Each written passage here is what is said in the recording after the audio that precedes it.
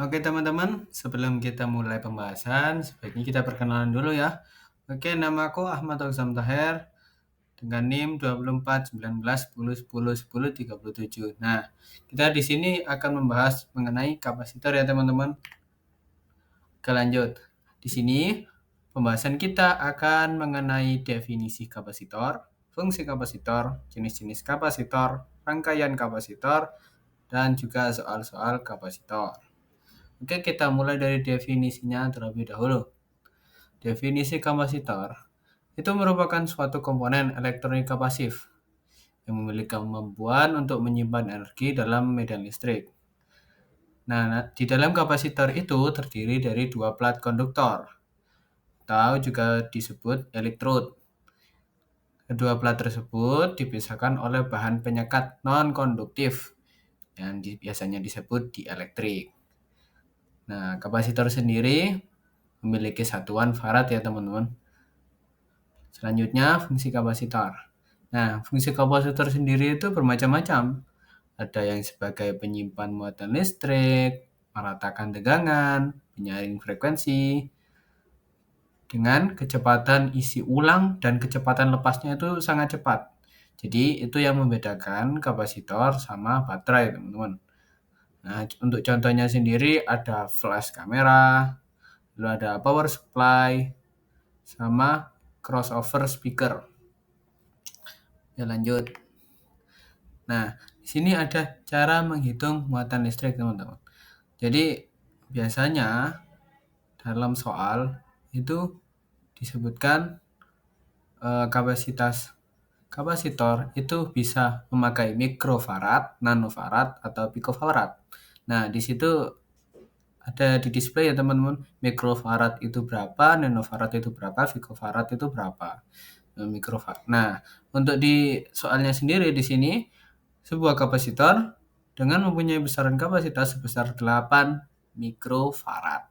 Berarti jika dilihat di layar, mikrofarad sendiri adalah 10 pangkat min 6. Lalu dimuati oleh sebuah baterai berkapasitas 20 volt. Nah, berapa muatan yang tersimpan dalam kapasitor tersebut? Nah, sekarang diketahui teman-teman, untuk kapasitornya itu 8 mikrofarad ya, berarti 8 kali 10 pangkat min 6. Untuk voltasenya itu 20 volt. Nah, kita langsung cek rumusnya teman-teman. Nah, di sini karena kita mencari muatan, memakai rumus Q sama dengan C kali V. C-nya 8 kali 10 pangkat 6, voltasenya 20 volt. Tinggal dikali saja teman-teman, akhirnya keluarlah hasil 1,6 kali 10 pangkat min 4 kolom. Karena muatan, jangan lupa ya, satuannya kolom. Oke, lanjut.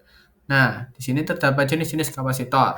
Nah, ada dua jenis teman-teman, tapi kita akan mulai dari yang pertama dulu, yaitu kapasitor tetap. Kapasitor tetap adalah jenis kapasitor yang nilai kapitansi nih teman-teman.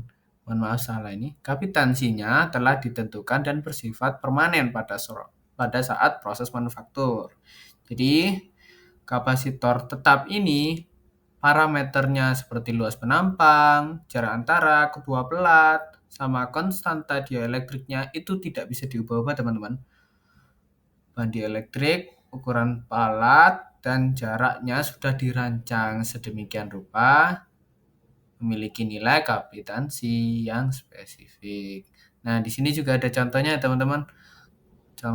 Contoh-contoh jenis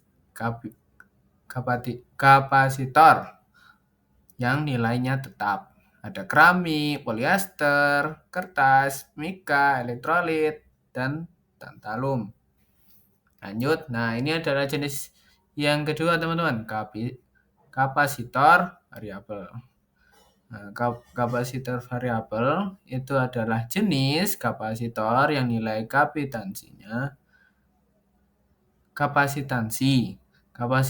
dapat diubah secara spesifik oleh pengguna atau secara elektronik selama rangkaian beroperasi.